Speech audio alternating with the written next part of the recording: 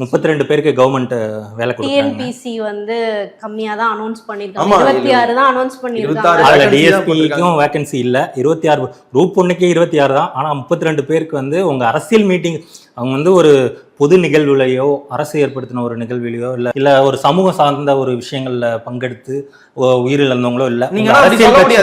நீங்க நிவாரண உதவி எல்லாம் கொடுக்கும்போது போன ஆட்சியில வந்து கள்ளச்சாராய மரணங்கள் இறந்தவங்களுக்கு நிவாரண உதவி கொடுக்கறதுங்கிறது ஒரு அப்படிங்கிற கேள்வி வரும்ல.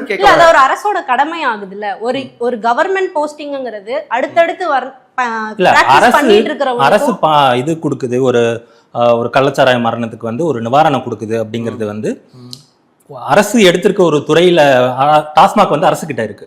அப்படி இருக்கும்போது டாஸ்மாக் இல்லாத அதோட கம்மியா காசுல கிடைக்குது அப்படிங்கறதுக்காக ஒருத்தர் போய் கள்ளச்சாராயம் குடிச்சிட்டு சாகுறாரு அப்படின்னா என் துறையை நான் சரியா ஒழுங்கா கவனிக்கல அப்படிங்கிறதுனால அரசு வந்து நிவாரணம் கொடுக்கறதுல ஒரு நியாயம் இருக்கு, லாஜிக் இருக்கு.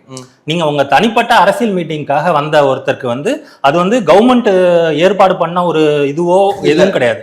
தனிப்பட்ட அரசியல் கட்சி மீட்டிங் தான். அந்த மீட்டிங்க்கு வந்ததுல நிறைய இஷ்யூ இருக்கு. சிபிஐல கேஸ் போயிட்டு இருக்கு. இது எல்லாம் போயிட்டு இருக்கும் போதே நீங்க வந்து வேலைக்கு போனோம், போறதுக்கு முன்னாடியே செந்தில் பாலாஜி தூக்கி உள்ள வைக்கணும், ஜாயின் பண்ண வைக்கணும். எம்ஆர் விஜயபாஸ்கர் வந்து ராஜினாமா பண்றாரு. அடுத்த 1 மணி நேரத்துல வந்து மீடியாக்கள்ல வந்து தகவல்கள் கசியுது, விஜய் வந்து கரூர் போறாரு.